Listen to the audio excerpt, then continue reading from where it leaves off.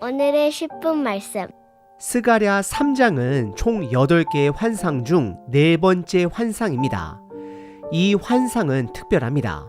앞선 환상과는 달리 스가랴가 묻고 천사가 답하는 구조가 아닙니다. 또는 눈을 들어 보니라는 표현도 등장하지 않습니다. 왜일까요? 이 환상은 설명이나 해석이 필요 없는 하늘 법정을 배경으로 하고 있기 때문입니다. 사람의 해석이나 의견이 들어갈 자리가 없습니다. 하나님께서 전적으로 은혜로 구원하시는 장면이기 때문입니다. 특히 본문에서 서 있다라는 표현이 총 5번 등장합니다. 하나님 앞에 선 대제사장 여호수아, 또 선한 일에 부르심을 받은 자의 자세를 강조하고 있습니다. 스가랴가 본 환상의 주인공은 바로 대제사장 여호수아입니다. 그는 1차 포로 귀환 이후 무너진 예배를 다시 세우는 영적 지도자 역할을 맡았습니다. 그런데 환상 속의 여호수아는 불에 꺼낸 나무처럼 그을려 있었고 더러운 옷을 입고 있었습니다.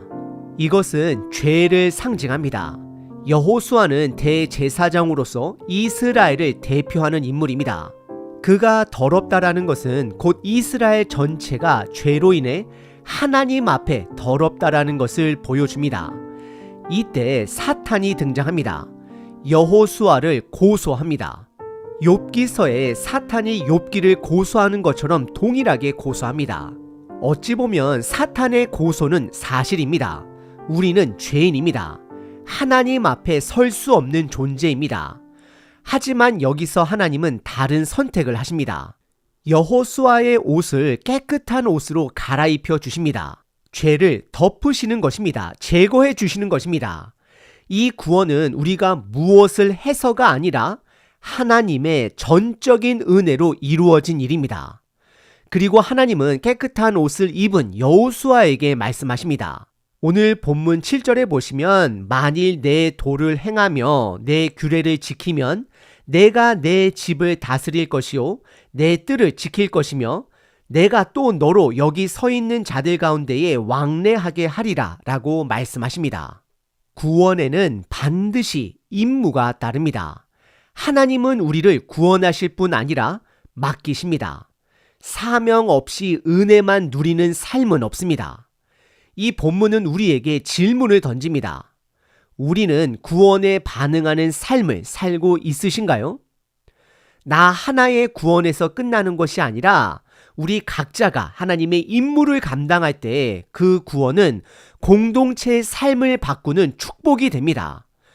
오늘 본문은 크게 두 부분으로 나눌 수 있습니다. 첫 번째는 하늘 법정에서 벌어지는 환상입니다. 두 번째는 하나님이 대제사장 여호수아에게 주시는 선언입니다. 이 두 장면을 통해 구원과 임무, 그 둘 사이의 깊은 연결을 다시 한번 마음에 새길 수 있길 바랍니다. 첫 번째 부분은 하늘 법정의 환상입니다. 총 8개 환상 가운데 중심에 있는 네 번째 환상이고 1절부터 5절까지입니다.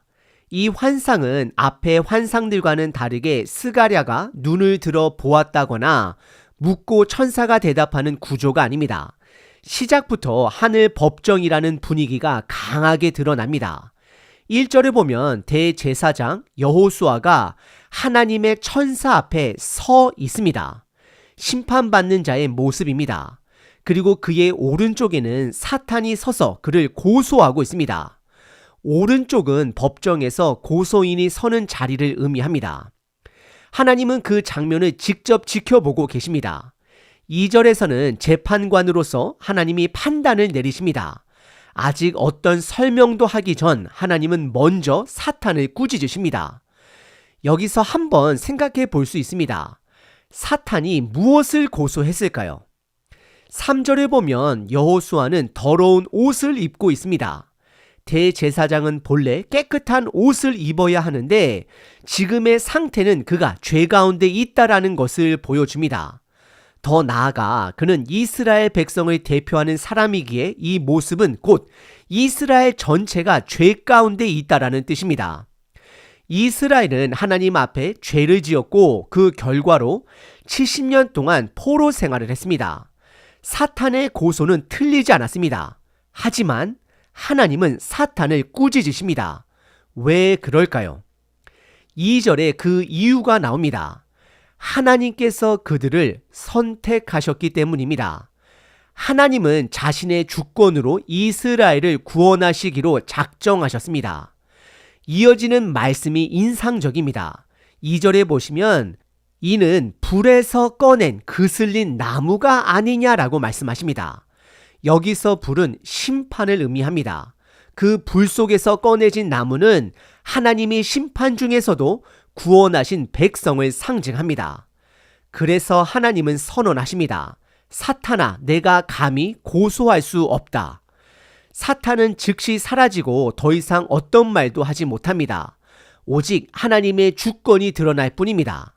다시 3절로 돌아가 보면 여호수아는 여전히 더러운 옷을 입고 천사 곁에 서 있습니다. 그러자 4절에서 하나님이 천사들에게 명령하십니다. 그 더러운 옷을 벗기라. 그리고 선언하십니다. 내가 내 죄를 제거하였으니 아름다운 옷을 입으리라. 이 장면은 단지 여호수아 개인의 구원을 말하는 것이 아닙니다.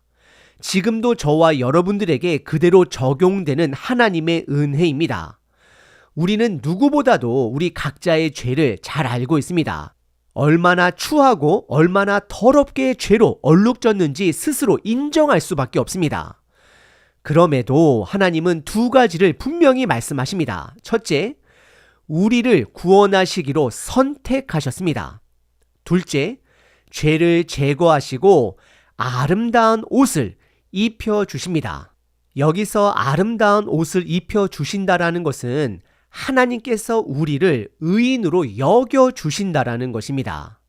왜 이렇게 여겨주실까요? 첫째, 우리는 스스로의 죄를 해결할 수 없기 때문입니다. 둘째, 하나님은 우리가 하나님의 자녀답게 살기를 기대하시기 때문입니다. 이 장면을 보고 있던 스가랴가 드디어 입을 엽니다.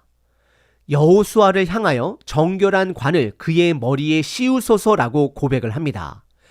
이것은 하나님이 주도하신 구원의 일에 스가랴가 반응하고 동참하는 장면입니다. 그러자 실제로 정결한 관이 여호수아의 머리에 씌어지고 그는 하나님 곁에 서게 됩니다. 이 첫 번째 부분은 우리에게 두 가지를 가르쳐 줍니다. 첫째, 죄는 우리가 절대로 스스로 해결할 수 없습니다. 반드시 전적인 하나님의 은혜가 필요합니다. 둘째, 하나님의 구원에는 우리가 가만히 있을 수 없습니다. 죄를 제거해 주시고 깨끗한 옷을 입혀주시는 그 은혜에 적극적으로 반응해야 합니다. 그러면 저와 여러분들은 어떻게 반응해야 할까요? 그 내용은 두 번째 부분에서 더 자세히 등장합니다. 두 번째 부분은 죄가 제거되고 깨끗한 옷을 입은 여호수아에게 선포된 하나님의 말씀입니다. 6절부터 10절입니다. 6절에서 하나님의 대리자인 천사가 여호수아에게 하나님의 말씀을 전달합니다. 7절에 보면 하나님은 여호수아에게 두 가지를 요구하십니다. 첫째, 내 도를 행하라 하십니다. 이것은 삶으로 하나님의 뜻을 따르라는 말씀입니다. 단지 듣는 데서 그치는 것이 아니라 실제 삶에서 말씀을 실천하라는 명령입니다. 둘째, 내 율례를 지키라 말씀하십니다. 제사장으로서의 사명을 성실하게 감당하라는 말씀입니다. 이는 여호수아 개인만을 위한 명령이 아니라 오늘을 사는 우리에게도 같은 기준을 요구하십니다.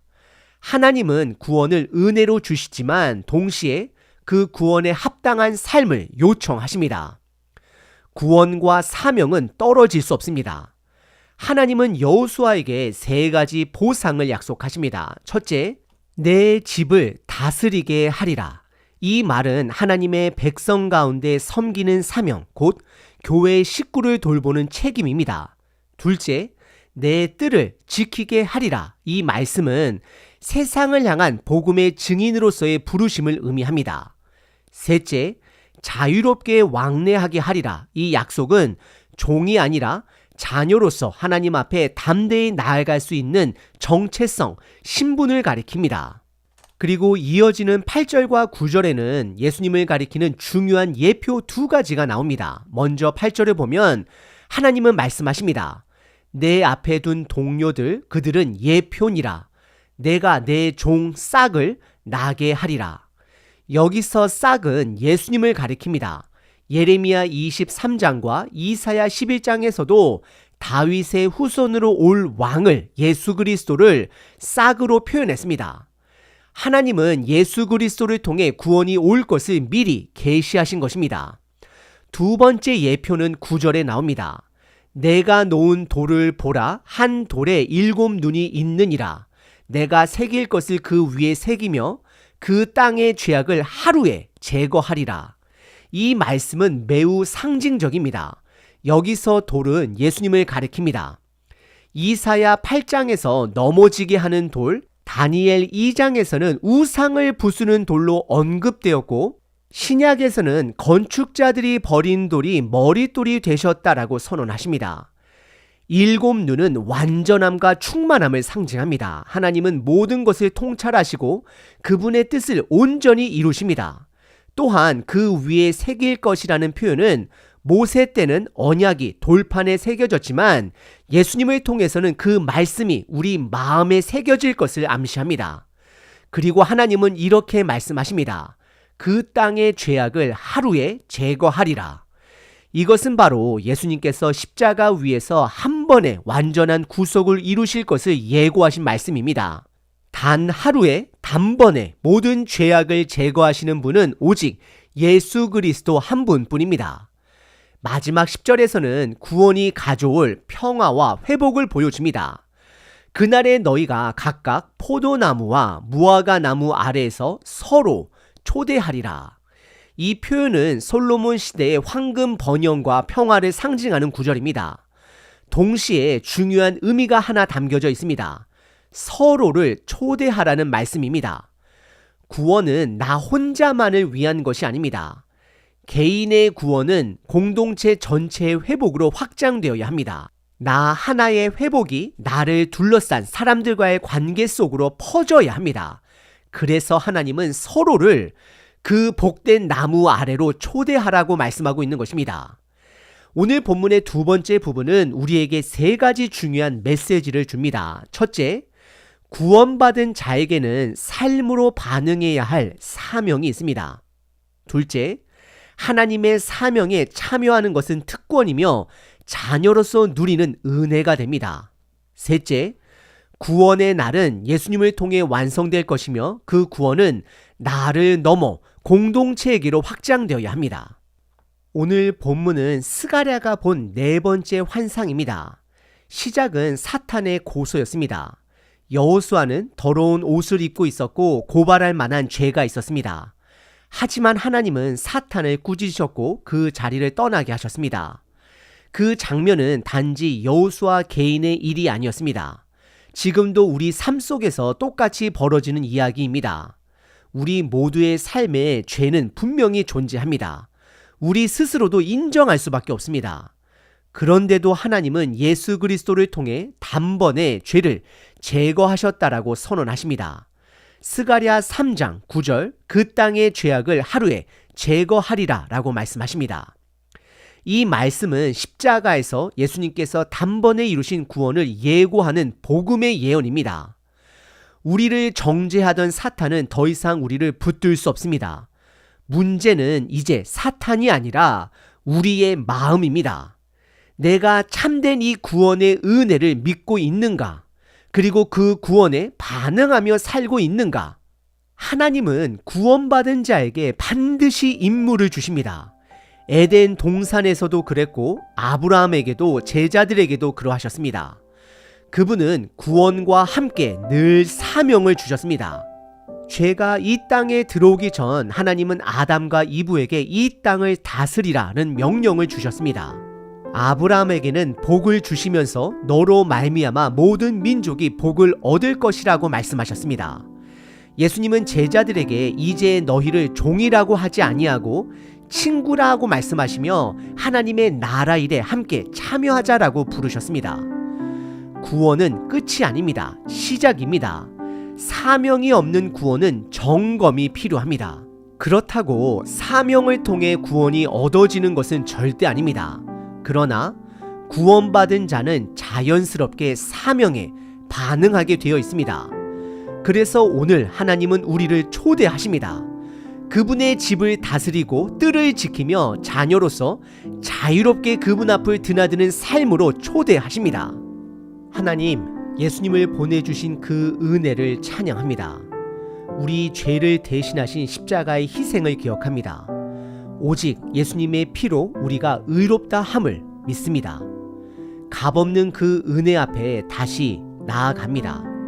입술로만이 아니라 삶으로 반응하게 하소서. 맡기신 사명에, 임무에 기꺼이 순종하는 자 되게 하소서. 생명 되신 예수님의 이름으로 기도드립니다. 아멘. 항상 기뻐하라. 쉬지 말고 기도하라. 범사에 감사하라.